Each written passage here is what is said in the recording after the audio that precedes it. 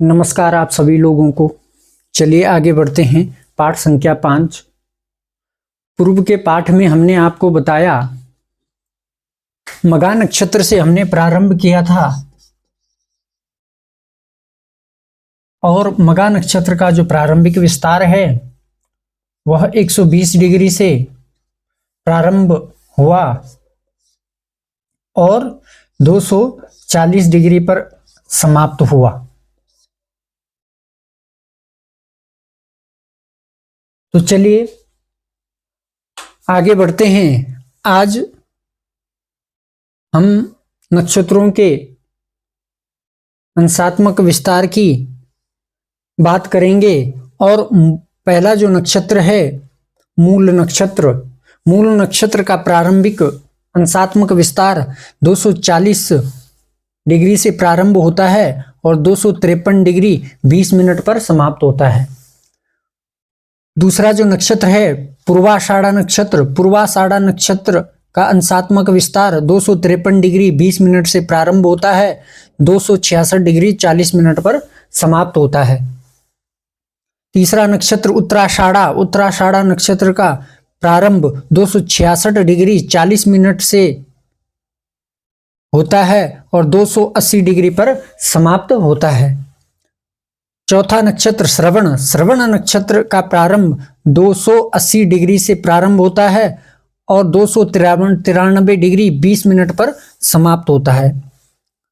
पांचवा जो नक्षत्र है धनिष्ठा नक्षत्र, धनिष्ठा नक्षत्र का प्रारंभ 293 डिग्री 20 मिनट से प्रारंभ होता है और यदि 293 डिग्री 20 मिनट में 13 डिग्री 20 मिनट हम जोड़ दें तो 306 डिग्री 40 मिनट पर यहाँ पे समाप्त होता है।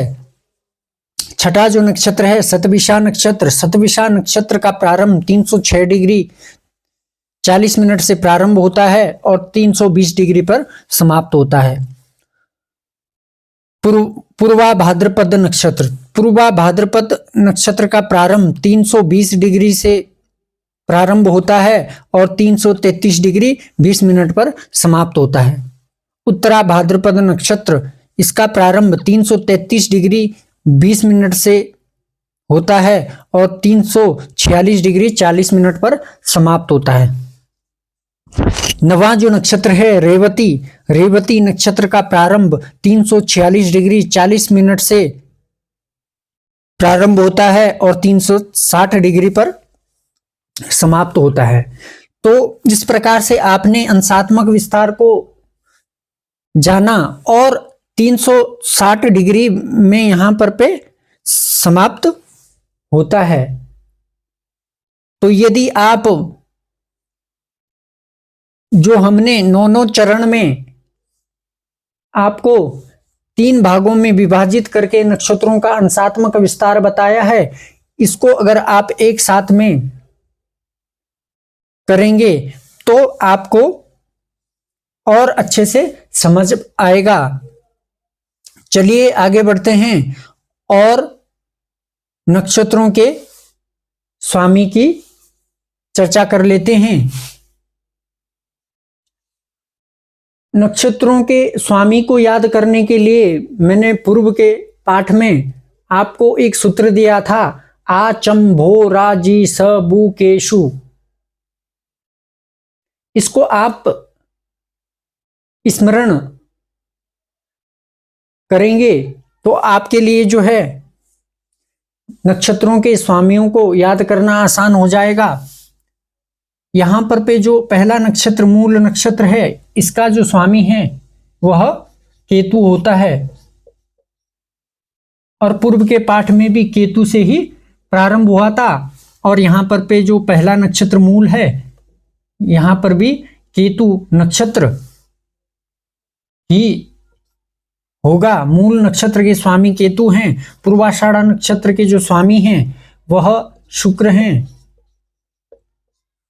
उत्तराषाढ़ा नक्षत्र के जो स्वामी हैं वह सूर्य हैं। श्रवण नक्षत्र के स्वामी चंद्रमा,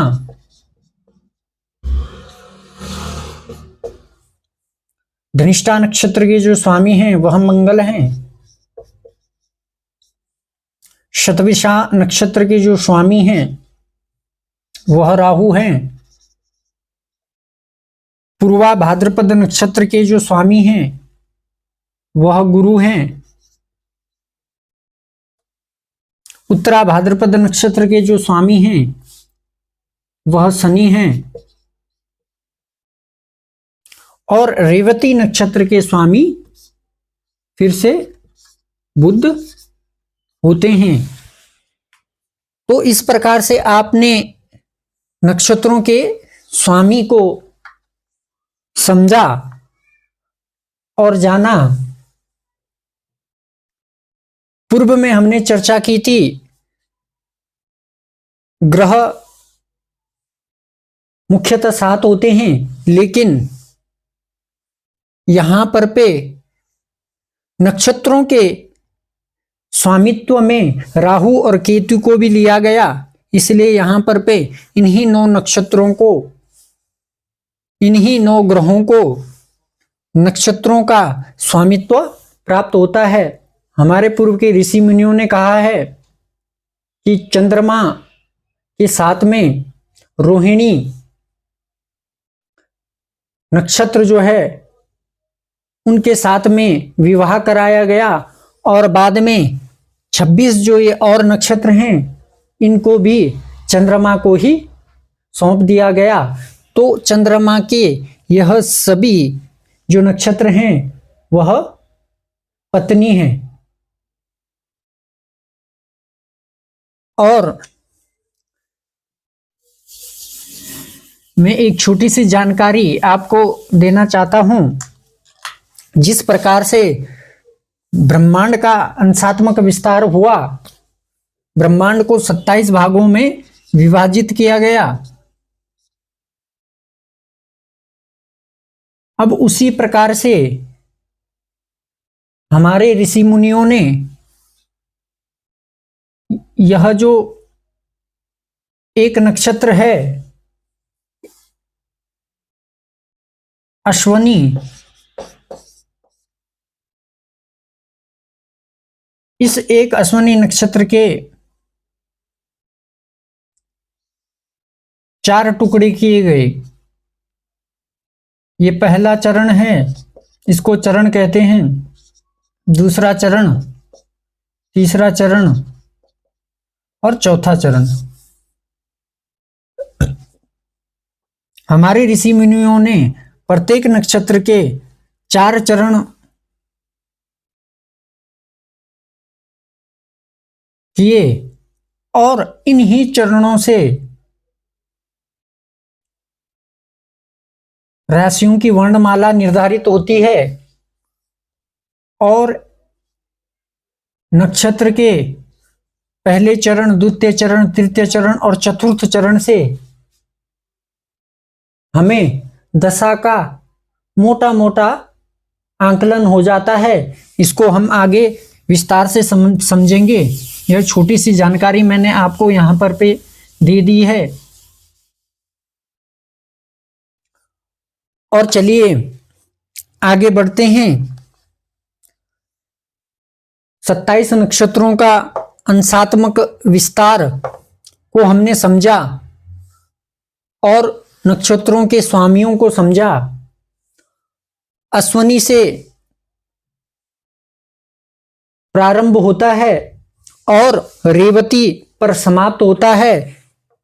यहां पर 360 डिग्री इस संपूर्ण ब्रह्मांड को 27 भागों में विभाजित किया गया और प्रत्येक नक्षत्रों के भी 4 चरण किए गए। और इसका जो सीक्वेंस है नक्षत्रों का, यदि प्रारंभ अश्वनी से है और रेवती पर समाप्त हो रहा है तो पुनः अश्वनी से प्रारंभ होगा। और अश्वनी का जो अंशात्मक विस्तार है वह 0 डिग्री से 13 डिग्री 20 मिनट होता है। यह आपको पता है। चलिए आगे बढ़ते हैं। प्रश्न उठता है कि जब नक्षत्रों का अंशात्मक विस्तार किया गया तो इसके विस्तार से हमें क्या प्राप्त होगा। तो इसको हम ज्योतिष के रूप में समझें, भारतीय ज्योतिष के रूप में समझ लें तो बेहतर होगा। नक्षत्रों से ही हमें हमारे जीवन में जो कुछ भी फल हमें प्राप्त होंगे वह इन्हीं नक्षत्रों से ही प्राप्त होंगे। आगे हम इसको जानेंगे। मैं आपको एक विशिष्ट जानकारी अब आगे दे रहा हूं। नक्षत्र 27 होते हैं, यह आपको सदैव स्मरण रखना है। एक नक्षत्र का मान 13 डिग्री 20 मिनट होता है, यह आपको सदैव स्मरण रखना है। एक नक्षत्र के 4 चरण होते हैं, इसको आपको स्मरण रखना है।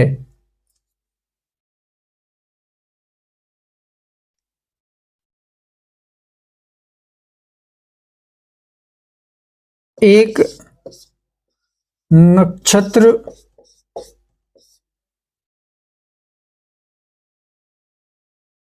के पहले चरण का मान 3 डिग्री 20 मिनट होता है, यह भी आपको ध्यान में रखना है। यह 3 डिग्री 20 मिनट हमें कैसे प्राप्त होता है तो इसको हम थोड़ा सा समझ लेते हैं।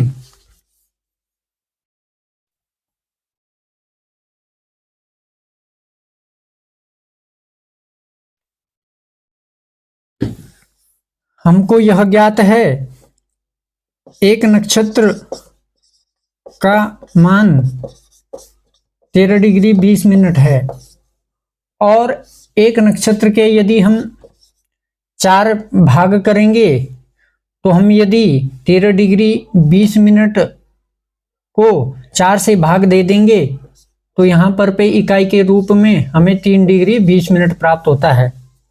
तो यह एक नक्षत्र के प्रथम चरण का मान हमें प्राप्त होता है और इसमें यदि हम 4 का गुणा कर दें तो हमें 13 डिग्री 20 मिनट ही प्राप्त होगा। यह एक नक्षत्र का मान है। तो यह हमने समझ लिया और इसकी आवश्यकता जो है हमें आगे दशा अंतरदशा को समझने में और दशा अंतरदशा का निर्धारण करने में और राशि के नाम अक्षर भी इन्हीं नक्षत्र के चरणों से हमें प्राप्त होते हैं। चलिए आगे बढ़ते हैं। नक्षत्रों से हमें क्या प्राप्त होता है तो इसको हम थोड़ा सा समझ लेते हैं। नक्षत्र 27 होते हैं और आपने सुना ही होगा हमारे हिंदू धर्म में हम लोग माला जपते हैं और हम अपने प्रभु का नाम स्मरण करते हैं या हम प्रभु के नामों का जप करते हैं। तो आपको यह पता है कि जो माला होती है उसमें 108 दाने होते हैं, उसको हम मन का भी कहते हैं। और हमारे ऋषि मुनियों ने किस प्रकार से ज्योतिष को गहराई से समझने का प्रयास किया वह हम यहाँ पे आपको समझाना चाहते हैं।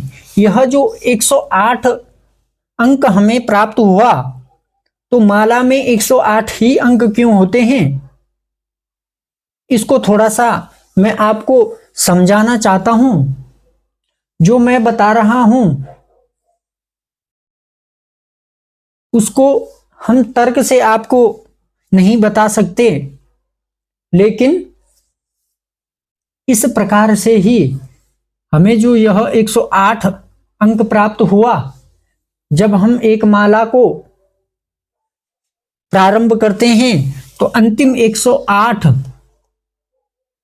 मनके पर जब हम पहुंचते हैं तो हमारी एक माला पूर्ण होती है और उससे हमें भगवान की प्राप्ति होती है, या हमारी प्रार्थना जो है भगवान स्वीकार करते हैं। तो इस 108 को थोड़ा सा हम समझेंगे किस प्रकार से यह 108 ही माला के दाने होते हैं। तो हमने समझा नक्षत्र 27 होते हैं और प्रत्येक नक्षत्र के 4 चरण होते हैं। तो यदि 27 को हम 4 से गुणा कर दें तो हमें 108 अंक प्राप्त होता है। अब यह जो 108 अंक प्राप्त होता है, इसका तात्पर्य यह है कि हम नक्षत्रों के प्रत्येक चरण को जप रहे हैं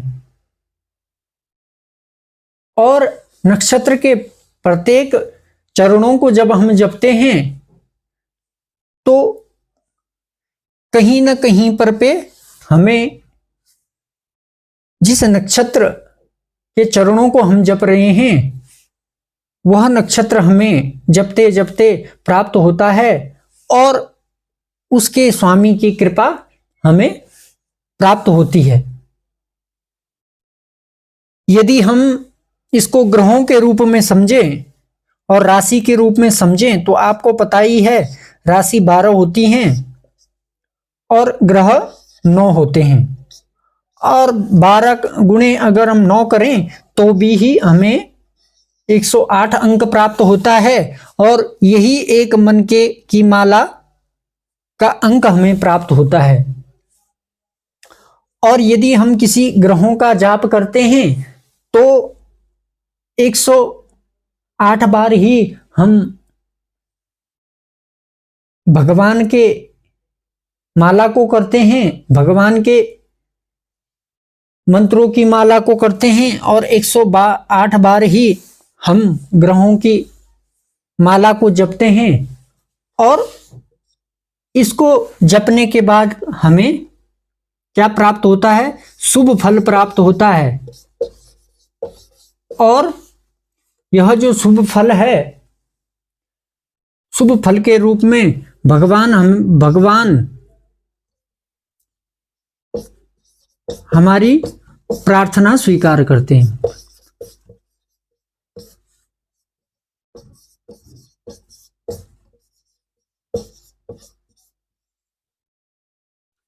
तो यह आपने समझा। आगे हम नक्षत्रों के गुण धर्मों को समझेंगे। इन नक्षत्रों से हमें क्या और अधिक जानकारी प्राप्त हो सकती है, इसको आगे समझेंगे।